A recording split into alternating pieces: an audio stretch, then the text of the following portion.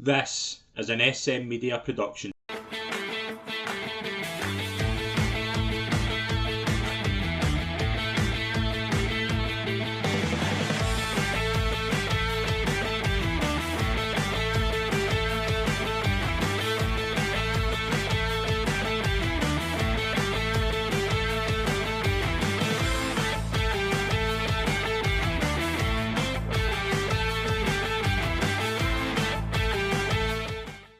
Hello, folks, and welcome to the final episode of the Rangers Assessment, your exclusive SM Media Rangers podcast, our final episode of the season. And for the final episode, I have brought in an all-star assemble.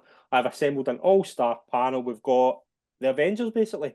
You might have seen our podcast we did the other night. We did a special episode of the Avengers. Kind of brought them back together again, and it's all good for an end of season review. I thought you'd bring in the best people possible. So, and we'll obviously introduce the panel before we get into talking about what has been a fairly weird season to talk about again. We'll start with from the Ibrox Channel. It is always a pleasure to welcome on Andrew Simpson. Hello there, Scott. How you doing? Thank you ever so much for having us on. It's we're going to relive the trauma of season 23-24. I'm looking forward to it. It's a pleasure. It's always a pleasure to get you guys on to talk about Rangers. And from the Every Other Saturday podcast, it is always a pleasure to welcome on Jack Hamilton. Nice. Cheers for having us on again, man. Appreciate obviously talking about Rangers being on the channel. As Andrew said, it's going to be tough again to go through the season that was. And from the Gallant Few, it is always a pleasure to talk to Andy Stewart.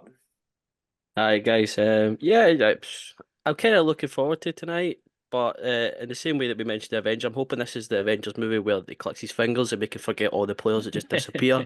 Yeah. I don't think you're gonna have the kind of sadness of Spider-Man disappearing. If that's Borna or Lundstrom, some people will be very happy that they disintegrate into dust and float away. But happy to be back on and the therapeutic session ahead. Yeah, I think Philippe Clement's probably thinking the season has just been full of kind of wee like incidents like Infinity War where they just get like hurt all the time. So in terms of the season, Andrew, I thought like in terms of like we could run through every single game, it would be here all night and we'd probably end up depressed and want to just get tissues and things like that and just have a cry. But I thought we would look at the season in three different stages. You've obviously got the start of the season, which was fairly chaotic, to be honest. You had a manager who decided he just wanted to buy players that he'd saw 4 or 5 years ago in youth tournaments, try and get them fit in. After 2 games, he realised it didn't work, and we saw another manager casualty again. Philippe Clement comes in, really gets a tune out of a really poor squad, and you are beginning to believe he wins the League Cup. You're beginning to believe this manager can actually take this team towards a title. And then I would say after Motherwell, probably definitely after Ross County and Dundee, the same old capitulation that we see from this group of players happens. And when you look at it like that, it's very similar to seasons we've seen in the past where you have a bad start, the league's gone, you get a wee bounce, and then when you think that it's possible you can get something out of this season, it just goes to pieces. Yeah, the term same old story is banded around a lot, and it is kind of true, isn't it? I had a feeling going into the season that we would be a bit slow to start just because of our pre-season. Um, I think I was on one of your first pods of the season and we gave our predictions, and I went for 1-1 with Kilmarnock because I thought we just don't look knitted together yet. But it's so many similar things like Ross County. It always seems to be Ross County that does something against us in the early part of the year. It's the same thing, the same story happening once again when we've got a chance, and it is the hope that kills you, and it really is because you look dead and out of it a little. There's a wee bit of hope. You get back into it, and then it's just a hammer blow again right towards the end of the season. Jack, I remember kind of this time last season having a very similar feeling in terms of I was quite glad just to see the back of the season because of the way it went, but also had optimism that with a summer, I think the manager at the time realised what was needed. But I do feel different about this summer because I think there is a level of competence, there is a level of change in terms of the way it's worked the past 2 seasons. Recruitment has been absolutely shambolic, which we'll cover in detail later on.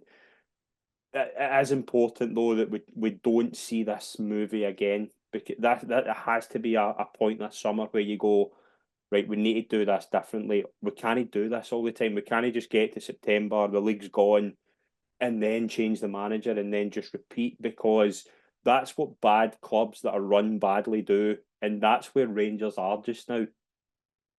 Yep, I think if you look at, obviously when Beale came in, similar to Clement in a way, obviously without winning the cup against Celtic that season, he came in, steadied the ship, won a lot of games, improved a lot of the players that were there. Again, he had injury issues himself, but we finished the season strong enough to, as you say, we believe that we're going on to hopefully getting a team underway that we could believe in, that we had quality in. I think that was a huge kind of lacking factor in the Beale team, was there was no quality, and there was players obviously down in tools, leaving at the end of the season as well. So I think he had a pretty harsh hand as well. But it just kind of capitulated this season. He probably signed the wrong targets, focused too heavily on the one guy, Sam Lammers, obviously, at the start. He was desperate to get Cyril Dessers in the door. I think all the other moves that kind of formalised through the summer have actually turned out no bad. Seema, Butland and Sterling obviously have been really good, but yeah, we can't keep getting to the point where obviously Clement he's came in and he's done as well as he can with what he's got. I think he probably has a worse team than what Beale had when he came in as well. So for him to do that, obviously getting a piece of silverware, a couple of decent showings in Europe as well to get us through against Benfica, we're obviously unfortunate not to even progress there, which is a bit of a surprise considering how good Benfica actually are. But yeah, I think Philippe Clement in this summer, I'm kind of losing patience as a season ticket holder myself, paying for the same thing to happen over and over again. It gets get a bit mentally draining, to be honest with you. You see your rivals celebrating all the time, and I think yeah, if we're continuing to pay for the same thing to happen all the time, I think this is the breaking point season, to be honest with you. I think we've seen fans really kind of change their tune a wee bit in terms of getting the right players in the pitch. I mean, last season we were pretty happy to have Ryan Jack for another year, but this season it's completely hound all these guys out and get rid of the mess that has been left behind for seasons upon seasons, and players that have been here obviously overseeing really, really poor periods of the club. So I think Clement, obviously I'm totally behind him. I hope he gets the right tools to work with. But I do think there's a kind of large period, a large portion of Rangers fans, sorry, that are definitely a bit on the fence about how this summer's going to go, because obviously Jose Cordoba was one of the guys that we were looking to be getting in pretty early. Fell through the cracks. You see the rumoured wages that he is going to be getting at Norwich, and it's not something that we could not blow them out the water with. So a bit concerning with dealings, but hopefully we're obviously targeting the right people, and we have a proper strong Rangers team on the pitch that will hopefully get by this rotten period. Andy, I think it's important, obviously, that when we look at the kind of recruitment drive over the past couple of years, it has been very, very different both seasons. You had the season after the Europa League final where you knew the squad badly needed address. You felt as if they'd gone as far as they could. That was the kind of ultimate as far as they could go. And then just that season, it's clear that the manager didn't get who he wanted. It was basically the director of football was handing him players. Your favourite winger was brought in to play in the wrong position. The season after, Beale just doesn't have any sort of kind of structure around him. He just decides to buy who he thinks will suit him, and then it just goes to pieces. And this summer, I think it's important that Niels Coppen's clearly a different sort of kind of director of recruitment. He's focused solely on bringing players into the club, avoiding bad deals and looking in a different kind of direction. I think you see that with the kind of a lot of South American targets have been linked. There's talk about Mexico, like some sort of Mexican kind of dating thing or something like that. That's different to what we've heard for Rangers. That's what modern clubs do. And what's really impressed me about Clement as well is that he literally came in and within days he came out and said, this club, there's something like we don't use the proper facilities, the training isn't right, the structure isn't professional in terms of a proper football club. He's been at football clubs like Club Brugge and Monaco who do modern behaviours. that's what we need to see in the summer. We need to see, and we saw it already in January. I thought the likes of Diamandi and Cortez were good profiles of signings. We need to see more of that in the summer, but we also need to see this club going down the likes of a Club Brugge route, going down the likes of a Dutch club, a Portuguese club, bringing in talent, front loading, spending a lot of money. If you spend the money wisely, though, and you're able to develop players and turn them round, it's a totally worthwhile adventure. It's worth the money if you spend it at the start, if you do it right.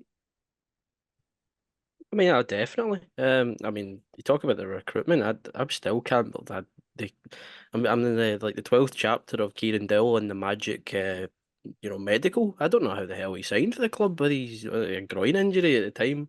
They ruled him out to the end of the season, and then magically he's completed the deal at Rangers. Yeah, spot on with these. Like, I was really happy that they'd said that Coppin was going to attend the agent summit in Mexico for for these kind of talents and their player recruitment and their representatives and stuff like that. That's exactly what we need to be doing.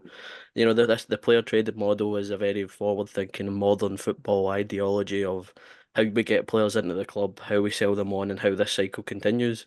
Um, Instead of who's the next player out of contract to the English Championship? Come up here, son. Get 30 grand a week and sit on the bench because Or that's who's the next player that we can get fit, who's worth the money. oh, aye. Like, Yeah, I can't say that because Todd's my guy, but that kind of he was good 2 or 3 seasons ago, Yep. and if we can get him back to that, then he'll be some player. I jokingly said that early in the season, something along the lines of, as a joke, 100%, oh, we'll sell Todd for 27 million or something like that, and then we'll get Mason Mount after a really poor season at Man United.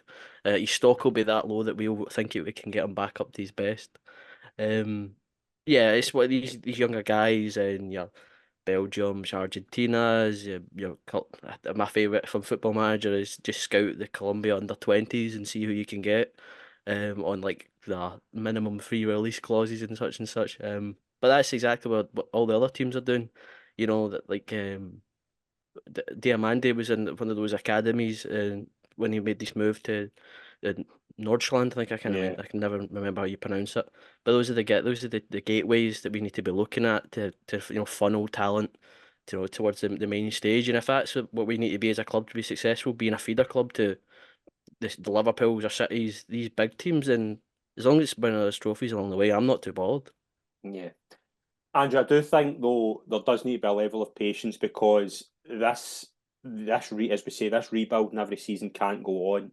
And Rangers fans, and I know a lot of them, and I'm going to be unpopular here, a lot of people have voices that shouldn't have, and they really need to get real with what is actually going on here. This club has been badly mismanaged in terms of football for 2 or 3 seasons now. I go back to an interview that Steven Gerrard did, and I posted it in Twitter not long after the Celtic game, the 2-1 game, where Steven Gerrard, after 55, spoke a lot about that being a launch pad. And was that launch pad giving Connor Goldson a 4-year deal? Was that launch pad giving Alan McGregor another year when you could tell he was totally done?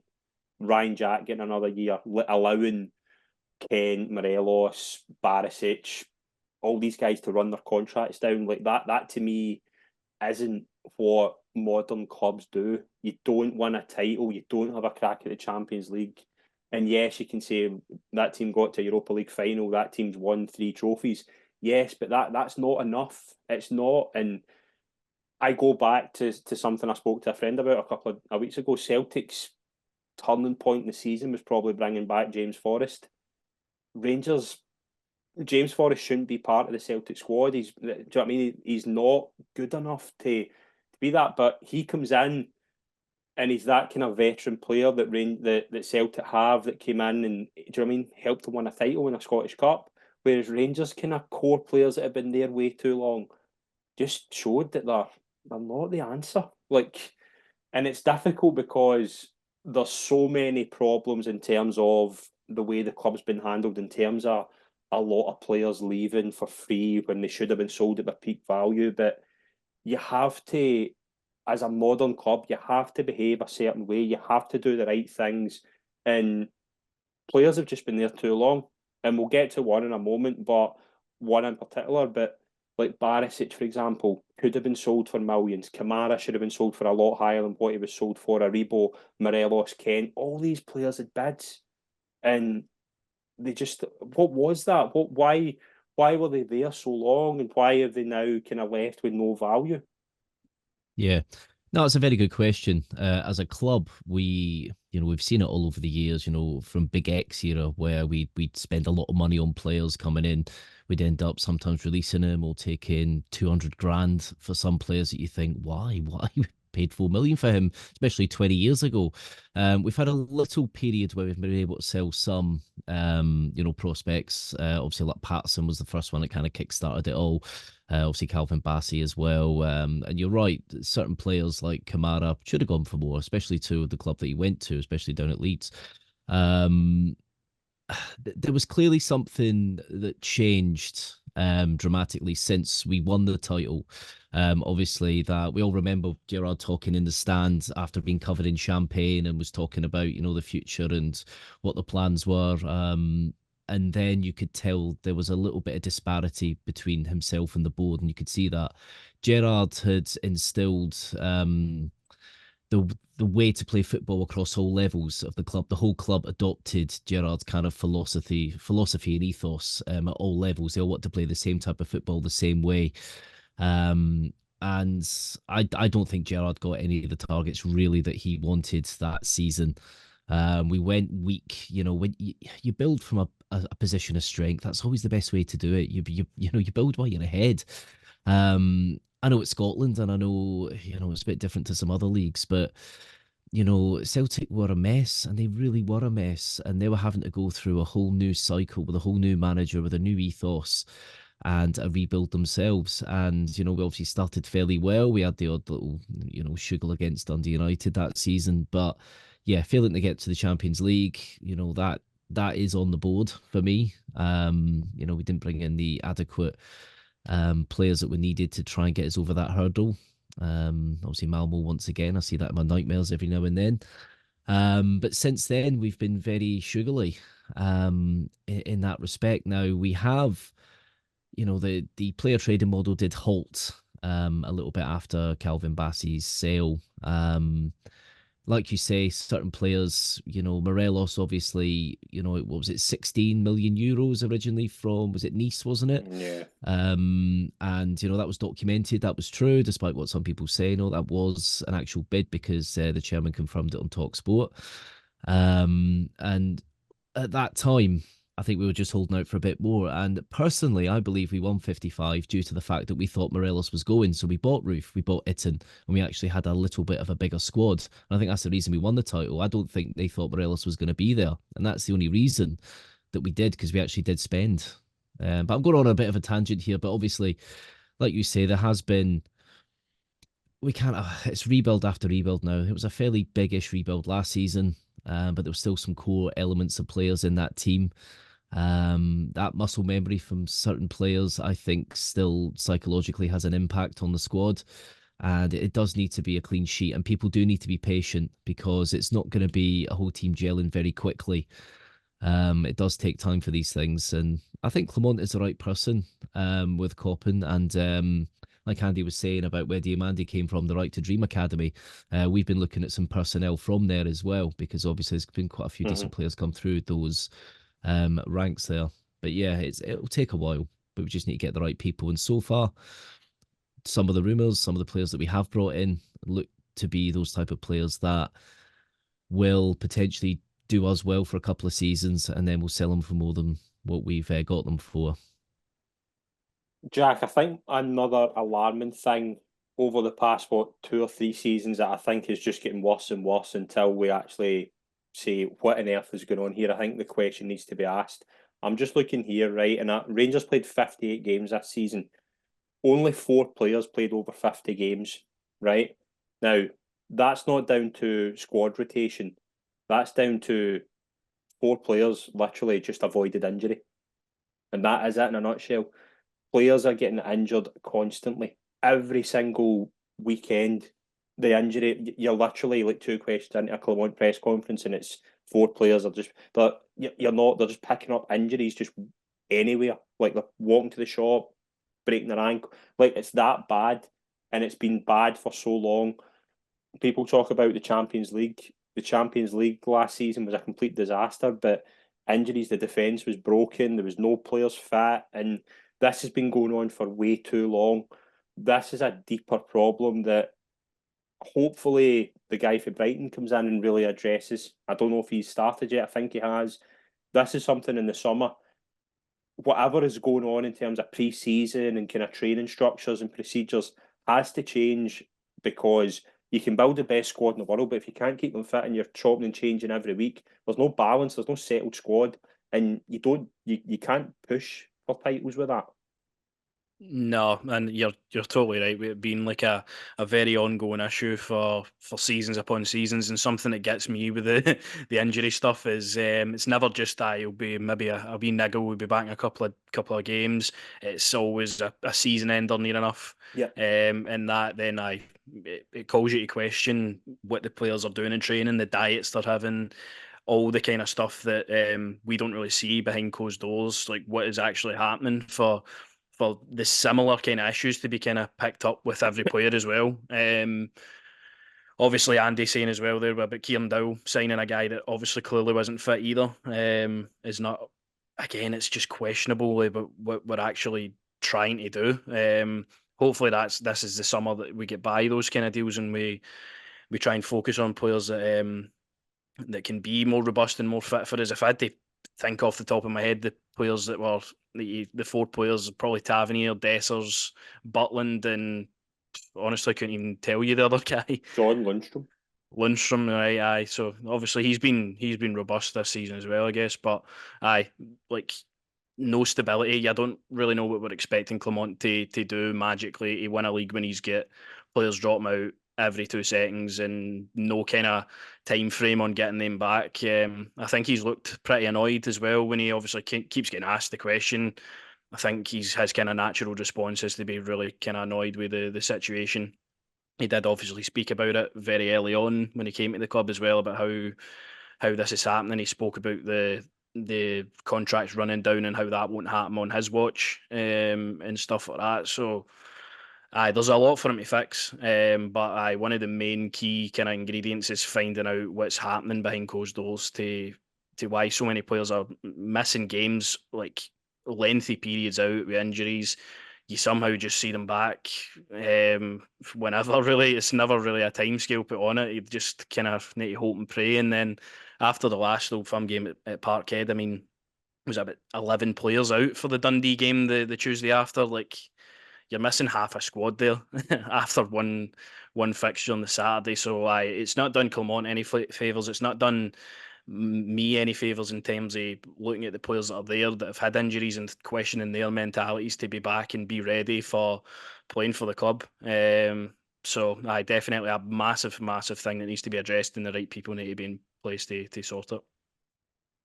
And another thing that, obviously, getting back to kind of player trading just for a bit, like, the important thing with player trade model is if you're going to have a rebuild, the money needs to be there. Now, I have been vocal for a while that in order for this to work, you need to do what Celtic did under Ange's first season. You need to spend a lot of money at the start to try and make it work. And you can, if one of those work you sell on for 20, 30 million, you've basically paid for the rebuild, essentially.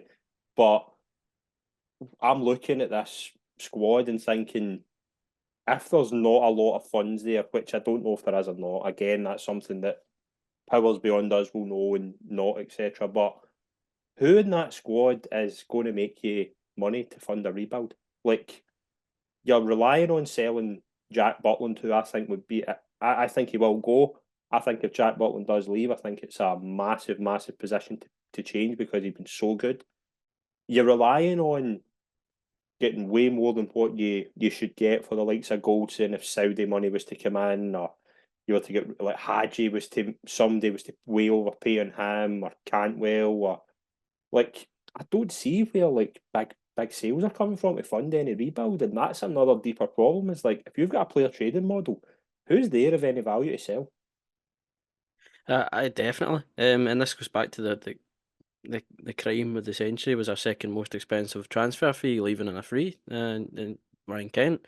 You know, you are talking your Butlands, your Yilmaz, Cantwells, these guys, probably who have been maybe your better players this season, but if you were going to, for example, go, I'm going to build my team around him for next season. Well, no, because you're going to need to sell him to make up the funds.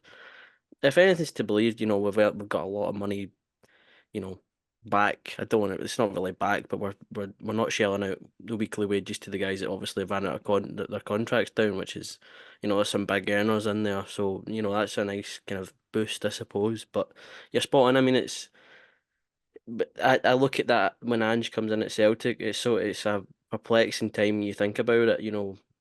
We bring in John Park, ex-Celtic chief scout, and go, oh, we're going to sign the guys for his list. That's great. These are the players that Celtic were looking at. We need to beat them to the punch.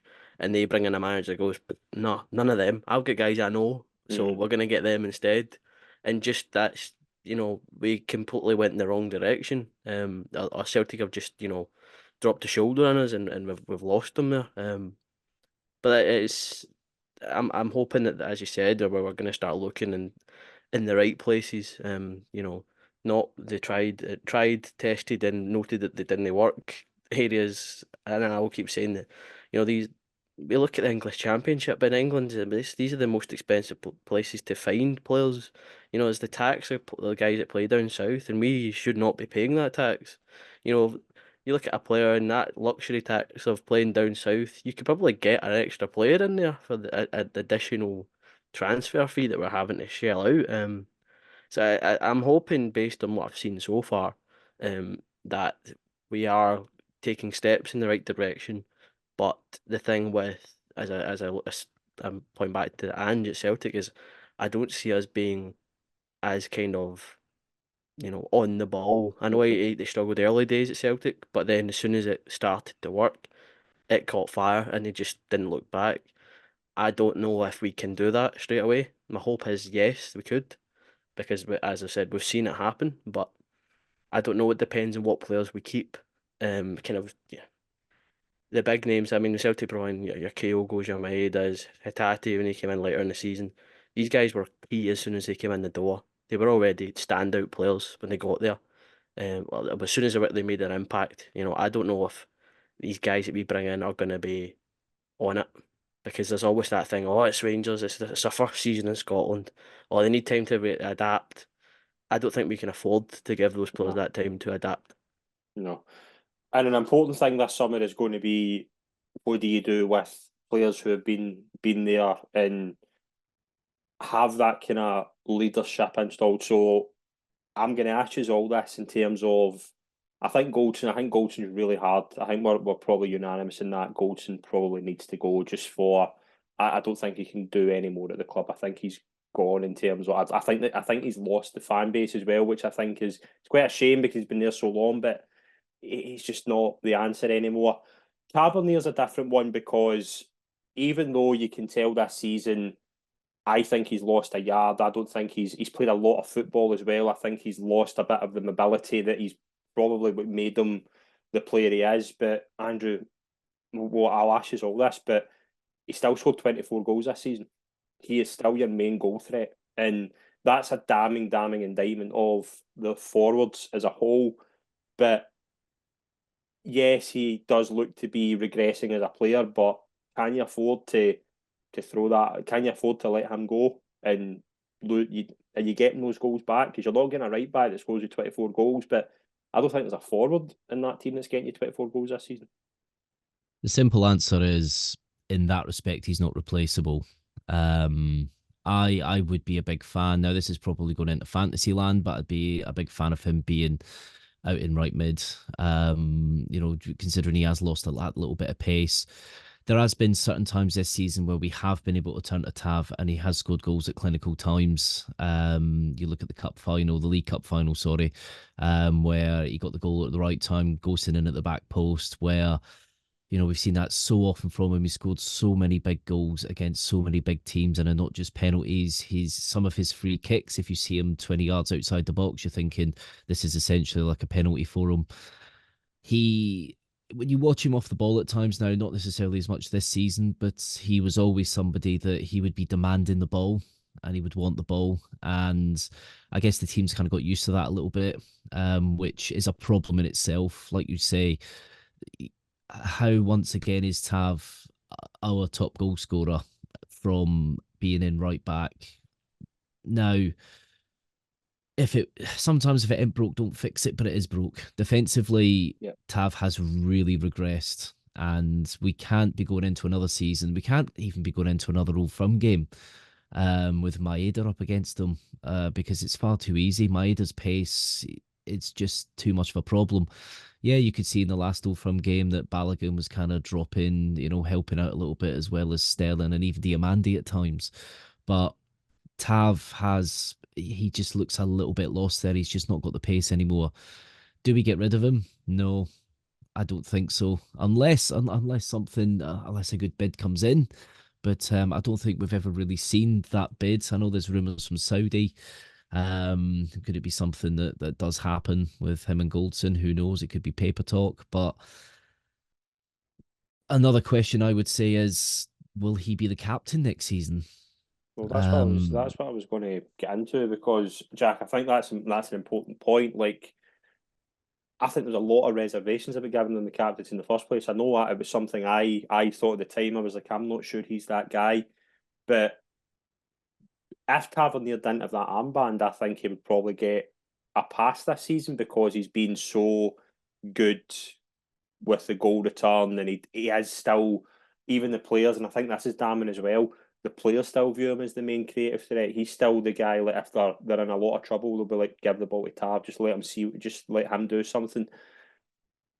But because he's been there, 9 years, yes, you've got that longevity, and I think it'd be a very, very strange sight if James Tavernier was the part of a Rangers team. And he's always had his limitations as a right back, but also now you're at the stage where he's got the captain's armband as well. And I think Rangers fans view the captain's armband very differently to a lot of other clubs, particularly kind of modern football. But now you've got this thing where you can see he's regressing. As Andrew points out, Maeda has got the absolute making of him. Like, it's not even a contest now, to be honest. Maeda is just doing them to every single time, and it's so simple for Maeda. And we're now at a stage where you look at Tav and you think, you either need to try something different, move on, or stick with it, and the same thing's going to happen. Like, we're at that point, and it's tough because he's giving you so much, but he's kind of, in terms of right back, I'll look at across the city, Celtic's right back is a very, very good defender, and he is a massive, massive reason that Celtic defence is a lot better suited than Rangers for like these types of games.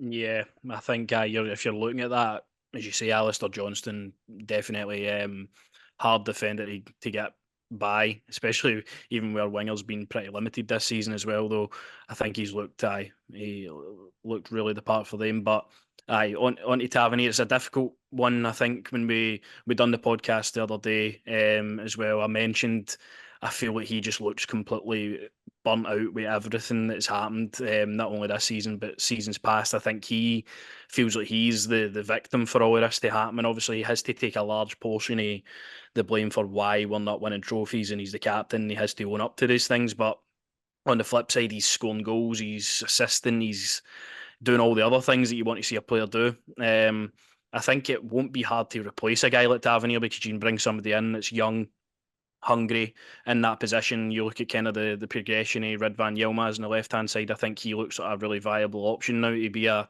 starter for Rangers. Hefty obviously coming in, we've yet to see what he's like, but he looks to be kind of mould. He's really attacking. We need to brush up on his defensive side of the game, but he can obviously do as a job.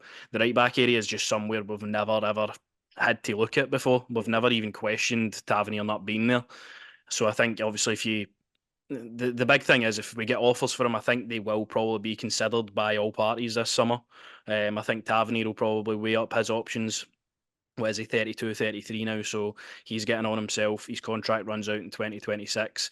Will he try and stay and get the fans kind of back on side with him and leave on a good note? Or does he stay with go through this same season again and he ruins his somewhat legacy that he had at the club as a player. I think it's a really difficult one for him to weigh up. For me personally, I think it's time for Tavernier and Goldson to both kind of move on and go through different paths, and we need to move on as a club now. I think you've seen the mass exodus the other day, yesterday, sorry, with the players that are obviously confirmed to be leaving. That's a massive kind of nucleus of the squad for 3-4 seasons there. I think if you add Tavernier and Golson to that, you're kind of going down the route that Celtic did when we won the league. They kind of just get shot every day. Scott Brown obviously left that season, which obviously it was kind of weird seeing a team that he wasn't a party, but they were under the no illusions that he was done. Obviously Tavernier a bit younger, still get a good deal to offer, I believe, but I think just for the best, all parties just cut ties, move on. He leaves Rangers. Obviously, being a good player for the club could have been better, and we go in a different direction and try and, as you say, build that trading model up in different positions. Get a couple of right backs in that are going to be hungry for the position. I think the problem with even signing a sub right back is Tavernier was never going to get dropped, and some props I'll give to Tavernier as he's 100% available all the time. His fitness and stuff is out of this world, so that's something you can't hold against him. But I think Femdy wants to get a chance in the position, and we go on to a different era with the club. I think we need to get a couple of more right backs in and get rid of Tavernier. Andy, it's obviously, I think we've always had the doubts about the character in terms of is Tavernier a winner, but now we're questioning, is he able to continue? Like, the one thing that always got him away with, he's still very much a very, very good right back. He's still very good at what he does. And now this season in particular, you are seeing a change, you are seeing a regression. I kind of side with the guys. I'm like, as much as I think you're going to lose a lot in terms of goals, I think it is just time. I think I think the whole defensive line needs completely blitzed, and you need a better defender in there. You just need freshness, and that's kind of where we're at now. If you could get them forward, try it. But to me, right now, I think the defence. I think we need a complete new back four next season. Yeah. I mean, I kind of said this ages ago. This is before I even started podding. That we should have been noticing these players are getting into that latter stage of the career and using that to our advantage. I said, I think Mason from our pod would have said Josh Doig was a main one we should have looked at on that left side of our defence. But to me, I thought we should have picked up Max Johnson on a free and had Tav being the older hand in that position, using his experience, using his, being a mentor, and making him ready for the role when that change in the guard has to be, which would be this season, as Rangers do, and we don't pick up the Scottish talent.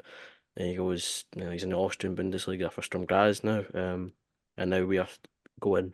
Yeah, I don't think Tav's the man for the job anymore, and now we're going to have to look for an option. That in itself, the not picking the Scottish talent and losing them you could do another 7 podcasts about that. Yeah. But as it stands, yeah, I think it'll be hard to move on both Goldson and Tav. I feel like if it were to be possible, if the money's right, we need to take it. But I've got a feeling that we might move on one. I don't know which one it is. I'd probably be leaning more towards Goldson. I think that's burnout just for himself. I think he needs a change of place. I think he needs to go to a team where maybe the standards aren't as high as Rangers, just for his own sake. Because I feel like he could be a really good player at that team, whoever it may be. But I just think I think he's run his race, which is sad, obviously. But this is the thing, sentiment clouds judgment, and we conceded 2 goals more than them in the season, and this is a team where we kept going. Oh, we can get at them. We should be getting at them. They're rubbish. Blah blah blah. They still won it, and we're going. We're left in the light of day going, okay, maybe we aren't as good as we think we are. Yeah. And it's yeah, we might not be that good, but they're worse. But if they're still beating us, where do we really stand? I think it would be difficult again to move Tav on because he has that armband, as you said. The armband means more than just, I don't know, some teams it's, your best player gets your captain's armband. at Rangers it means more. It's the person wearing the armband, the leader and the other 10 players on the pitch, the person that needs to get in touch with the fans, being a second leader alongside the manager. But I mean, it needs to become a time where you go, does that person need to be replaced? And I think it probably is now. Andrew, we've got to 45 minutes, and we've not mentioned the board and the changes there. Just like any other kind of Rangers situation, there's just another twist to the tail. And we found out during the week that CEO James Bisgrove has moved on to Saudi Arabia. A weird one, because I think when you're trying to do a rebuild and you're trying to get a bit of stability, I think the last thing you need is your chief executive resigning. But there's also the side of it where the board has kind of been absolved a lot of blame recently because they've oversaw this. And I give the board a lot of leeway because of what they've done over the past 10 years. They've inherited a lot of problems that they've had to build slowly and slowly. And they have done things well, they've done things badly, they've appointed good managers, they've appointed very bad managers. But it's a difficult one because also with Bisgrove, a lot of the commercial side of the club has been completely improved because of him. But in the year of being a CEO, you're doing another rebuild, and now Bennett's now going to be kind of at the helm of the kind of rebuild in terms of the kind of board side of it. I don't know. That one thing that worries me with this Rangers board is there doesn't seem to be a lot of communication. Although there is fans forums and things like that, there isn't a lot of.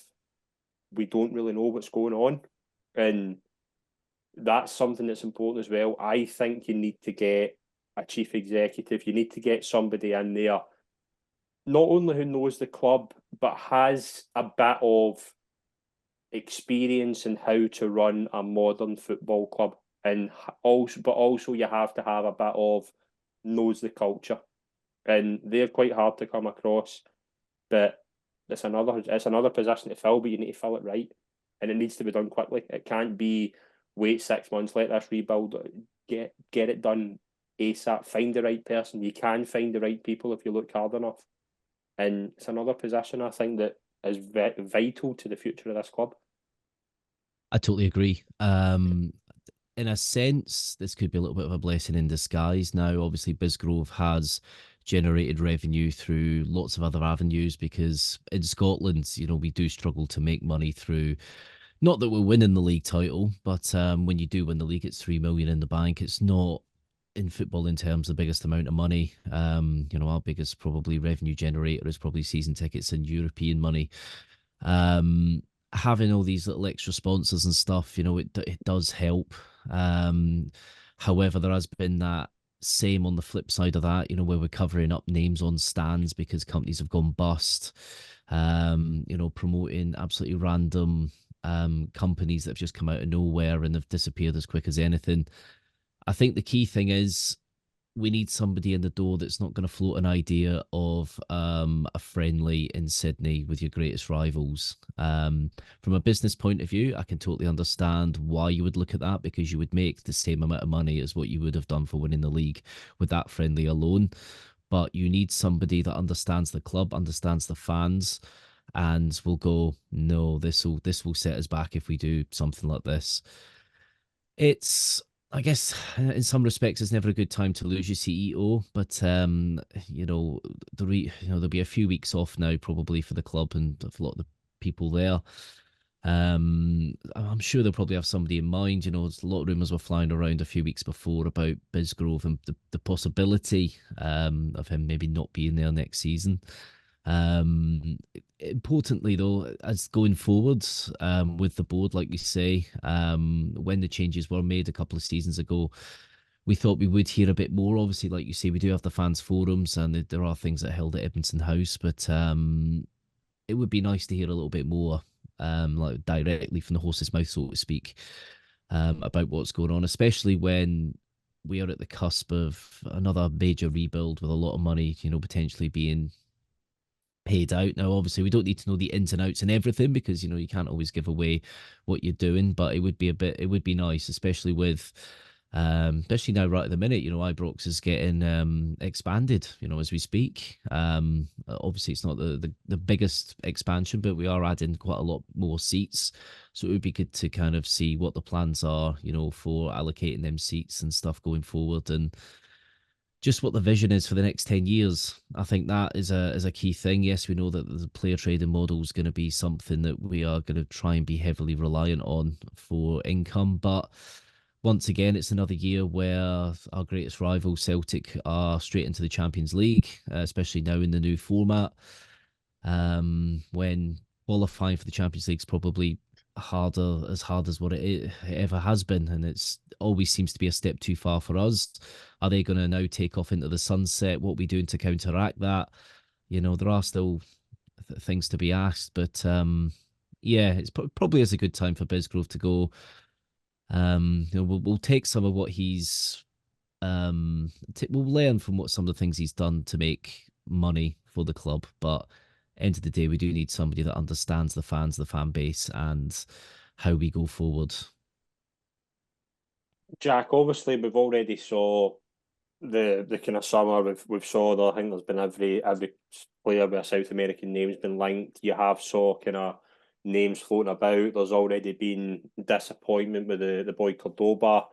I think looking at that today, I think that's more player deciding he sees his future in England rather than Scotland. I don't think that was a board problem. I think that was more a player deciding where he wanted to go. But even just the profile of player that Rangers have been linked with, there seems to be a certain profile. They seem to be quite young, have a lot to offer in terms of maybe not experience, but they've played a lot of games for their age. I've noticed some of the names that have been linked, and they are very, very different to, as Andy says, the 29-year-old jobber who has been injured for 4 years, but has got the right agent who's in contact with guys at the club, and that thing needs to go. I'm quite encouraged by like the Jeffy signing. I know that's been in the works for a while, and as we said about Cortez and Diamande, there does seem to be a certain profile that the club and kind of Clement and Coppin are leaning to, and it does seem to be totally different to what we've seen. So I'm all for it. Yeah, 100%. I think we've craved this to happen for so long. I think when you see teams that are maybe not in the most competitive leagues in the world, they've got strong assets in their teams. They go and they sell them for 20 million plus, and they go and get the next guy in, and they keep that conveyor belt rolling. I think that is exactly what we have to be now. I think Celtic, as Andrew said, they're going to go on, and they've got all the money in the world now. They can really pick what they want to do. They've got assets in their own team that they can then go and sell and do the exact same thing all over again. So they've got a structure to what they actually want to do. I think, again, going back to that last summer, I think it's totally different this summer now. Last, we were looking at players that can come in that are obviously maybe a wee bit older, experienced, and can fire us to glory pretty much straight away. You look Cyril Dessers' age, Butland's age. Obviously, there was a couple sprinkled in there that were kind of prospects, but flip side to January, and Niels Coppins completely changed the whole ethos about what we want to do in the player profile we're trying to sign. I think Mohamed Diomande is a perfect example of the player that we should be looking at. They're obviously going to cost you a wee bit of a penny. Obviously, it's about 4.5 million for Diomande, but you can clearly see he's got a ceiling that is going to be much higher than Rangers. And I think that's exactly where we need to be shot him. We give him a couple of seasons to play his best football, hopefully shine in Europe for us, and we then go and get the next Mohamed Diomande the season after.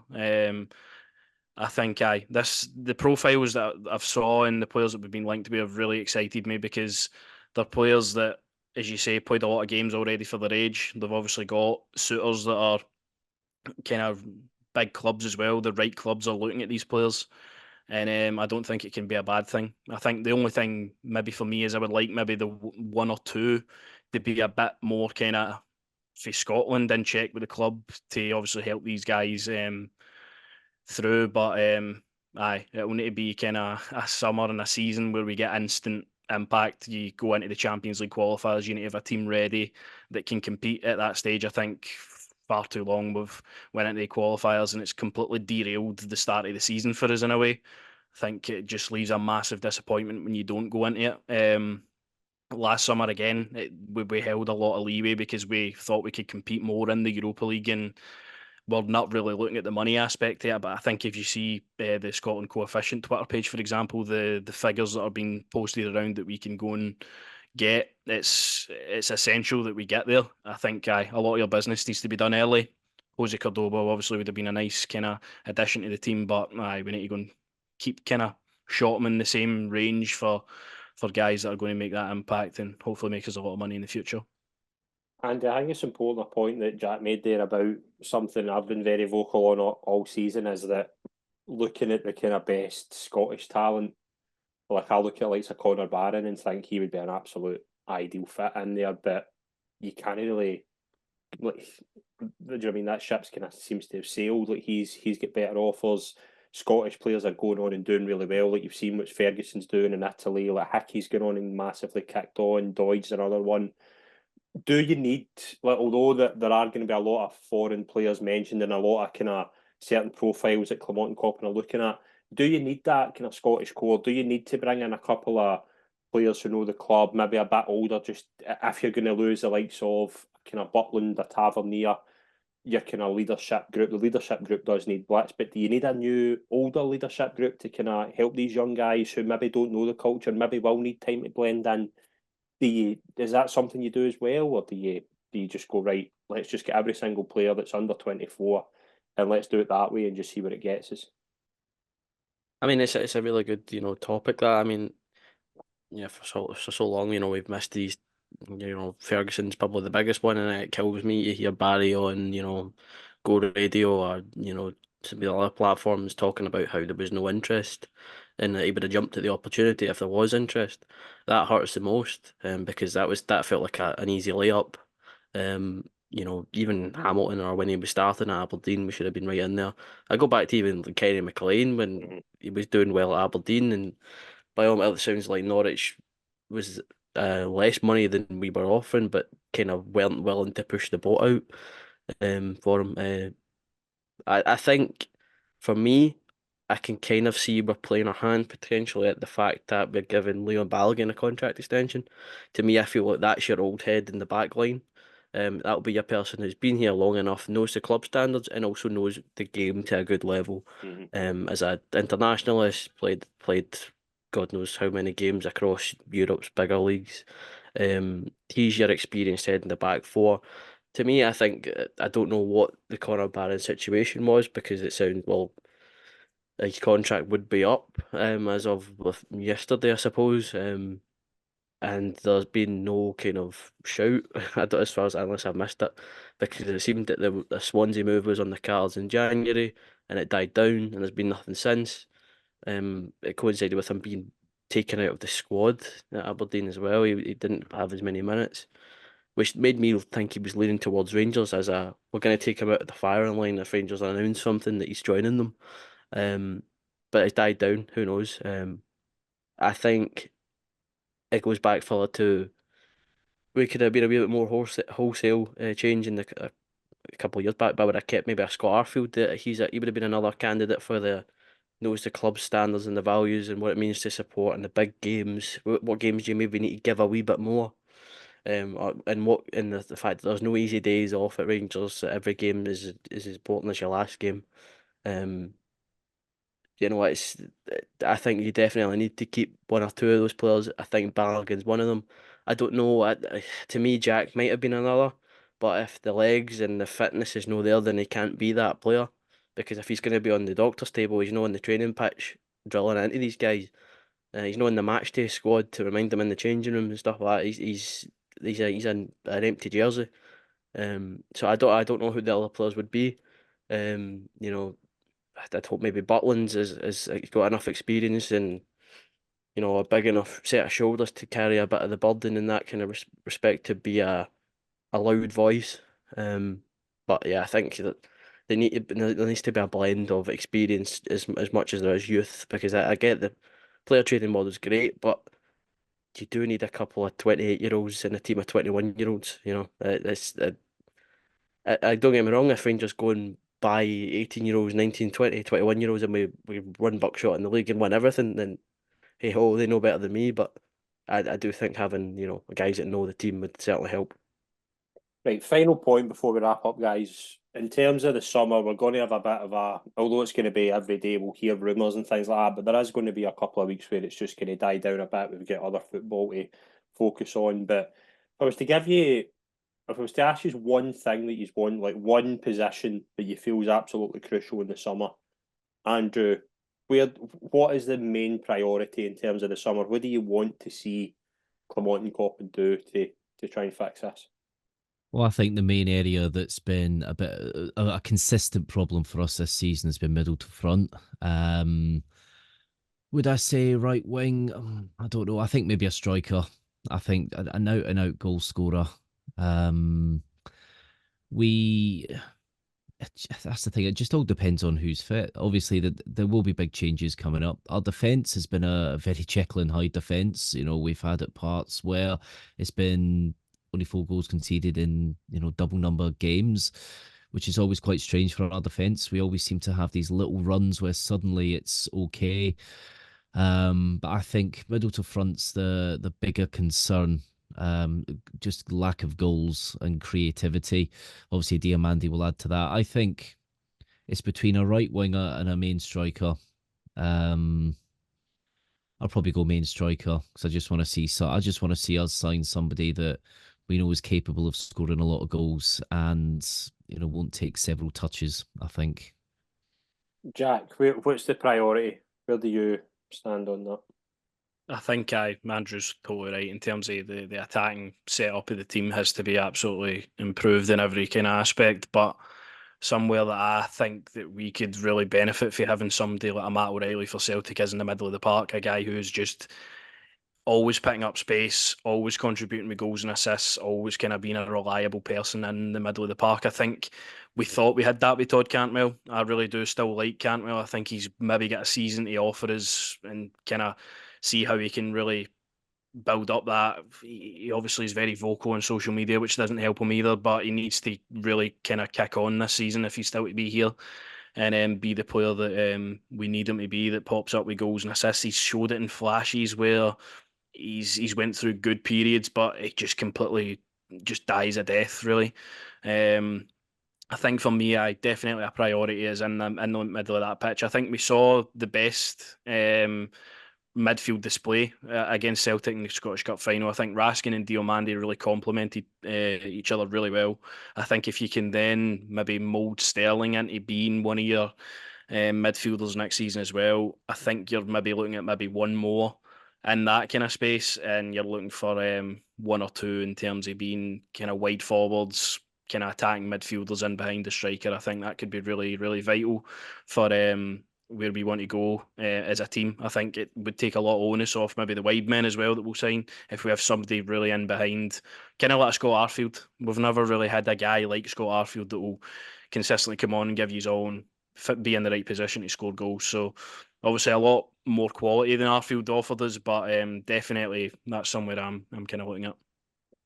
Andy, what's the final kind of key area? Like, obviously an understudy for Matondo, I'd imagine, would be something you'd be looking for to take the load off. But there are obviously key areas. Like I think personally, you're looking at. I think in terms of striker, I think although I'm a fan of Danilo, I think he can't be your main option. I think Dessers is just. I think he's got his limitations. I think that's a key area for me. What about yourself? Where do you think the priority should be in the summer? Yeah, I mean, my ideal answer would give it. I'd say get a striker that can score you 25 goals and take the load off Tav, but at the same time, you're going. I don't know if we have other places and other gaps we need to fill, because you may be the manager hopes he can get Danilo back and have two fit strikers as his options, instead of having to rely on that toothpick like Kemar Roof coming off the bench to be Dessa's replacement 70 minutes into a game, and maybe get another winger in. it's this is where you talk about where's the funds, how many players are we needing, and how much money can we allocate to position, because I mean, as you said, as I said, Danilo hopefully will come back fit. So there's two strikers. I mean, I don't know what the deal with Lammers is, but he's been playing striker, so you could, if it's dire, you could have those three strikers, Dessers, Danilo, and Lammers potentially, and focus other places. I really don't know what the manager's estimation of what's the most glaring issue I have. Um, I know we've talked a lot about defence. Is it there? You go and sign a really good, costly centre back, in which you might need to, cut costs at strikers, or, rely on maybe having, Sterling in the midfield is having three good centre mids, risking Diamande and Sterling, and just have him being, as we're fortunate he can be versatile and having to, cover a number of positions. I would say striker, as I said, I think we had a chance to get a perfect striker in January. And that's a divides opinion, but I think Lawrence Shanklin would have chipped in that title running. It didn't happen. We were left to pick up the pieces, and I think that's probably dead in the water now as well. I think the time's passed. But again, I would have to say striker. I think everyone's going to hope that we can sign another Alfie type, a younger player who's physical, can give defenders a real tough time, and kind of adapt to the kind of Scottish game, the way that Alfie, maybe not the red cards, but someone like that. Yeah, absolutely. But again, it's going to be a massive summer for Rangers. We are going to be on top of it as much as we can. Hopefully, by the time we're back in August, it's a bit more positive, we're a bit more upbeat. But as I say, I can't thank the guys enough for joining me here. It's a really good panel we've had tonight. I've thoroughly enjoyed these three guys' company and their contributions throughout the season. First of all, to Andrew Simpson, thank you very much, mate. No, thank you ever so much for having me. It's always good to chat, and it's been good therapy after this season, that's for sure. Absolutely. And to Jack Hamilton as well, mate. Thank you very much. It's been a pleasure. Yep, thanks very much. Every time we come on here, we seem to speak some sense, get some kind of enjoyment and belief into what's going to be definitely a long summer, but hopefully a very positive season ahead coming next. Absolutely. And to Andy Stewart as well. Thank you very much, mate. Thoroughly enjoyed it. Just got always a privilege to be on. Yeah, talking to Jers. Was nothing better to do on a Sunday night. So yeah, thank you. Absolutely is. And thank you very much, everyone that's tuned in over the season, whether it's on our YouTube podcast or our website as well. We'll be back next season. We're going to have a couple of weeks off, and then we'll be keeping you up to date with all the kind of transfer gossip happening as well. There will be some pieces going out over the summer, and we'll be back next season for a new series of the Rangers assessment. Thank you very much, folks. All the best.